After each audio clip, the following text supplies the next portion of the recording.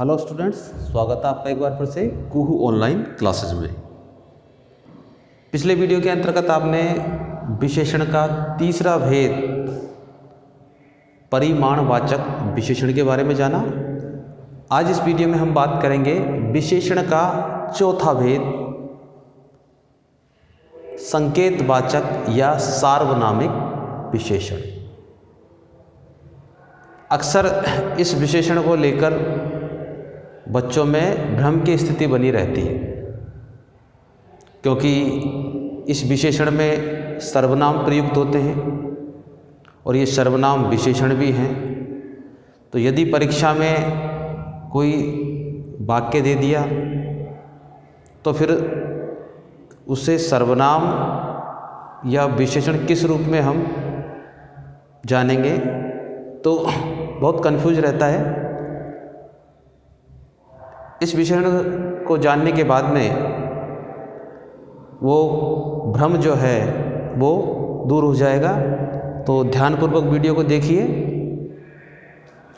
जैसा कि इस विशेषण को हम सार्वनामिक विशेषण भी कहते हैं और संकेतवाचक विशेषण भी कहते हैं। तो सार्वनामिक विशेषण क्यों है, संकेतवाचक विशेषण क्यों है, तो जानते हैं परिभाषा के माध्यम से। तो देखिए, संकेतवाचक विशेषण यानी कि ये विशेषण संकेत का बोध कराते हैं, संकेत देते हैं। और सार्वनामिक विशेषण सर्वनाम के रूप में प्रयुक्त होते हैं। तो जो सर्वनाम है वो विशेषण है, यानी सर्वनाम से बने विशेषण। तो परिभाषा, वे विशेषण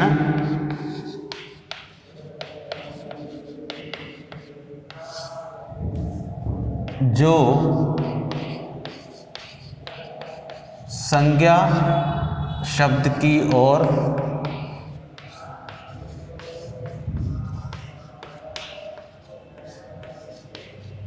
संकेत के माध्यम से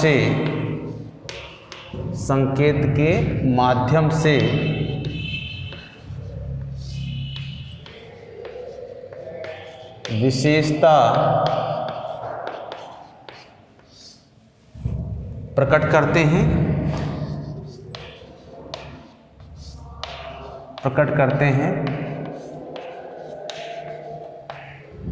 उन्हें संकेतवाचक विशेषण कहते हैं।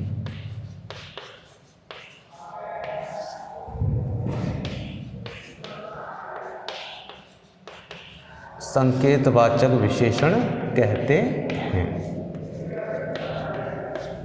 तो ये जो विशेषण हैं संज्ञा शब्द की ओर संकेत के माध्यम से विशेषता प्रकट करते हैं, इसलिए ये संकेतवाचक विशेषण कहलाते हैं। तो फिर सार्वनामिक विशेषण क्यों कहते हैं? वो इसलिए कहते हैं चूँकि इसमें जो सर्वनाम प्रयुक्त होते हैं वे विशेषण की तरह प्रयुक्त होते हैं, इसलिए उन्हें सार्वनामिक विशेषण भी कहा जाता है। चूँकि इसमें प्रयुक्त सर्वनाम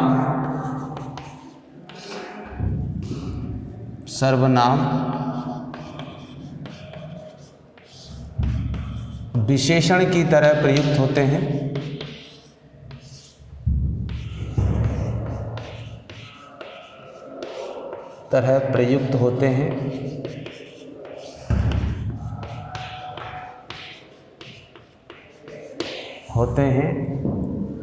अतः उन्हें सार्वनामिक विशेषण भी कहते हैं। सार्वनामिक विशेषण भी कहते हैं।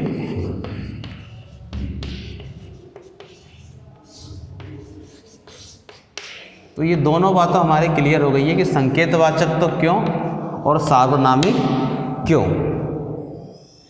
कई बार बालक अलग अलग भी समझ लेते हैं, लेकिन सार्वनामिक विशेषण और संकेतवाचक विशेषण एक ही है। संकेतवाचक तो इसलिए कहते हैं कि संज्ञा शब्द की ओर संकेत के माध्यम से विशेषता प्रकट करते हैं, और सार्वनामिक विशेषण इसलिए कहते हैं कि इसमें प्रयुक्त जो सर्वनाम होते हैं वो विशेषण की तरह प्रयुक्त होते हैं, इसलिए इन्हें जो है सार्वनामिक विशेषण भी कहा जाता है। उदाहरण के माध्यम से देखिए, जैसे यह लड़की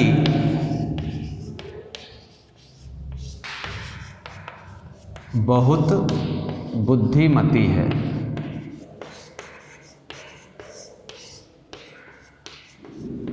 अब यहाँ संज्ञा शब्द क्या है? लड़की।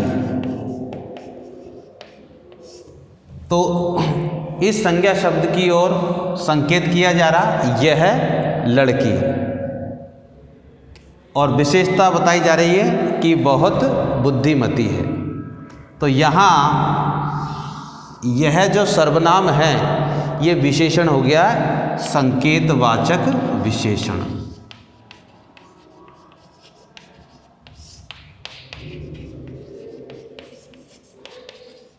संज्ञा की ओर संकेत है, विशेषता बताई जा रही है बुद्धिमती है, इसलिए ये सर्वनाम विशेषण की तरह प्रयुक्त हुआ है, इसलिए संकेतवाचक और ये सार्वनामिक विशेषण कहलाएगा। और उदाहरण देखिए, वह लड़का बहुत चतुर है। अब देखिए, लड़का संज्ञा है, वह सर्वनाम के माध्यम से संकेत किया गया है, और विशेषता बताई गई है कि वह बहुत चतुर है। तो यहाँ ये सर्वनाम जो है विशेषण के रूप में प्रयुक्त हुआ, इसलिए संकेतवाचक या सार्वनामिक विशेषण कहलाएगा।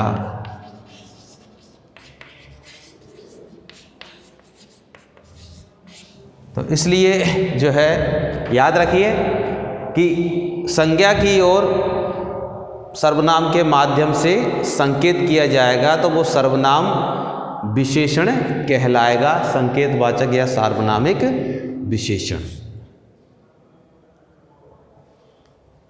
स्क्रीनशॉट लेकर के आप इसे उतार सकते हैं।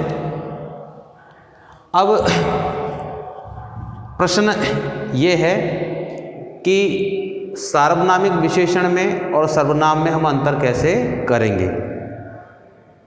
भाई यदि कोई वाक्य दे दिया और पूछा कि भाई इसमें रेखांकित उस सर्वनाम को या उस विशेषण को अंडरलाइन कर दिया कि भाई ये सर्वनाम है या सार्वनामिक विशेषण है, तो उस बात को मैं यहाँ स्पष्ट कर देता हूँ, ध्यान दीजिए।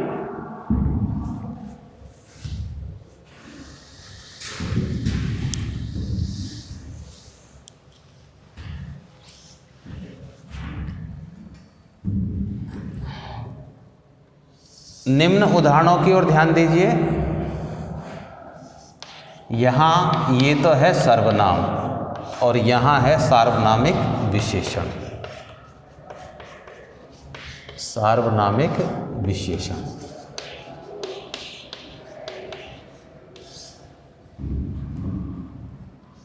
यह बहुत बुद्धिमती है।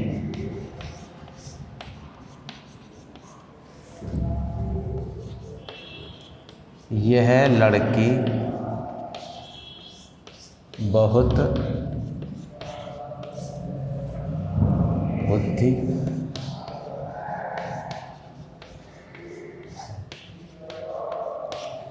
अब देखिए, यहाँ यह सर्वनाम है और यहाँ भी यह सर्वनाम है। यहाँ यह सिर्फ सर्वनाम के रूप में प्रयुक्त हुआ है और यहाँ यह सर्वनाम सार्वनामिक विशेषण के रूप में प्रयुक्त हुआ है। क्यों? अंतर आपको दिख रहा है कि यहाँ पर संज्ञा शब्द नहीं है और यहाँ पर लड़की संज्ञा शब्द है, यानी कि सार्वनामिक विशेषण तब माना जाएगा कोई सर्वनाम जब सर्वनाम के तुरंत बाद कोई संज्ञा शब्द हो। सर्वनाम के बाद कोई संज्ञा शब्द हो तो वो सार्वनामिक विशेषण कहलाएगा। और यदि सर्वनाम के बाद कोई संज्ञा शब्द नहीं हो तो वह सर्वनाम कहलाएगा। जैसे यह काली गाय है, तो यहाँ सर्वनाम के बाद विशेषण है, संज्ञा नहीं है, इसलिए यहाँ ये सर्वनाम है। और यदि यह गाय काली है तो सर्वनाम के तुरंत बाद संज्ञा है, तो यहाँ यह सर्वनाम सार्वनामिक विशेषण में बदल जाएगा। तो ये बात आपको ध्यान में रखनी है। यदि सर्वनाम के बाद कोई संज्ञा शब्द हो और संकेत किया जा रहा हो तो वह सार्वनामिक विशेषण कहलाता है। और यदि सर्वनाम के बाद संज्ञा न होकर के कोई अन्य शब्द हो, विशेषण हो, तो वह सर्वनाम ही माना जाएगा। और देखिए, वह बहुत चालाक है,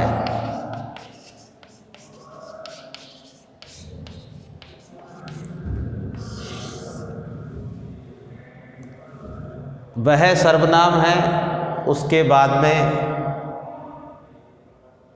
संज्ञा शब्द नहीं है, इसलिए ये सर्वनाम में गिना जाएगा। अगर यहाँ वह आदमी संज्ञा शब्द आ गया तो ये क्या हो गया? सार्वनामिक विशेषण।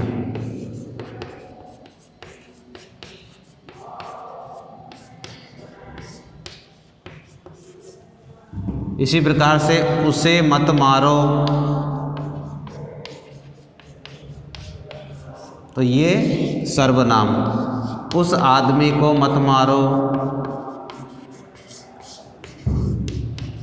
तो ये हो गया है